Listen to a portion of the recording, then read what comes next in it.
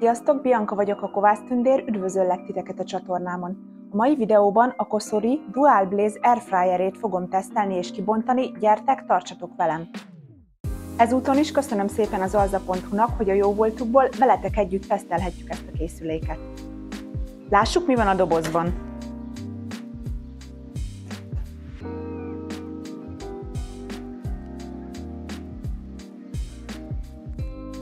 A készülék 1700 watt teljesítményű, a hőmérséklet 80 és 205 fok között állítható, 6,4 liter űrtartalmú.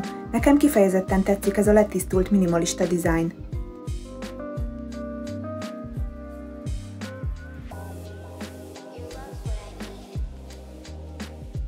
A dobozban megtalálható maga a készülék, a sütőbetét, valamint a használati útmutató,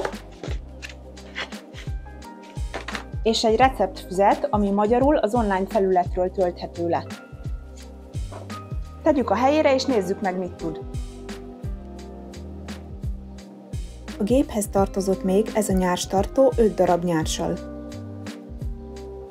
Főképp azért esett a választásom a Dual Blaze-re, mert ebben a modellben alul és felül is van fűtőszál, így nem szükséges félidőben megfordítani az ételt. Első használat előtt mossuk el és töröljük szárazra a sütőkosarat. Indítsuk el a próbaüzemet 205 fokon 10 percre, erre azért van szükség, hogy meglássuk, működik-e a gép, illetve hogy az esetleges gyártási maradványoktól megszabaduljunk.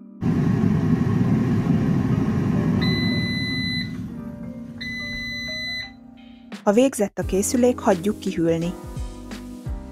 Ez egy okostelefonnal is vezérelhető gép, akit érdekel ez a funkció, mutatom a folyamatot. A VSync nevű alkalmazást kell letölteni, regisztrálni, jelszót megadni és megerősítő kódot beírni, elfogadni a feltételeket és engedélyezni. Hozzáadjuk a készüléket úgy, hogy a bekapcsoló gombot nyomva tartjuk 5 másodpercig. Majd elkezd villogni a Wi-Fi ikon a készüléken és csatlakozik a telefonunkhoz. Kövessétek a telefonotokon írt utasításokat, ki kell választani a használni kívánt Wi-Fi hálózatot és elnevezni a készüléket.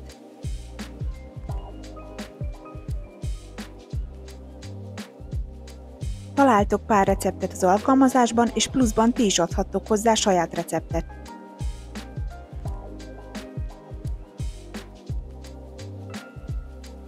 Elsőre próbagyanánt hasábkrumplit sütöttem, tényleg átsült, nem tocsogott az olajban, kívül ropogós, belül puha volt.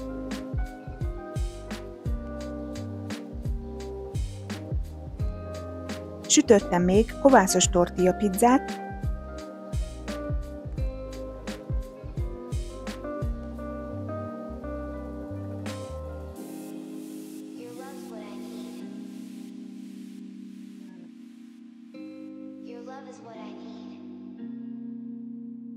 bundáskenyeret,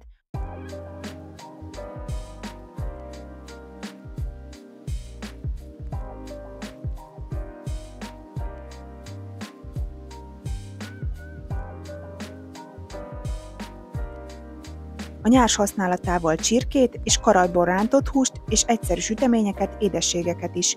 Én nagyon elégedett vagyok, mert szimpatikus, hogy csak pár olajfújással finom ételeket lehet gyorsan és könnyen készíteni. Az sem elhanyagolható, hogy nincs durva olajszag az egész lakásban.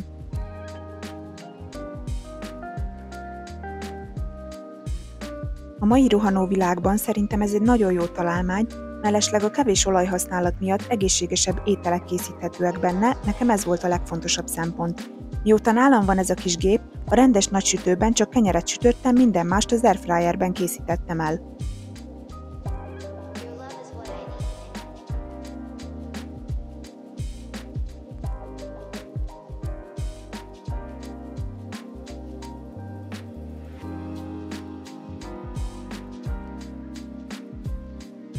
Ezek voltak a rövid távú tapasztalataim, később pár hónap múlva a hosszú távú tapasztalataimról is fogok hozni egy átfogó, bővebb videót.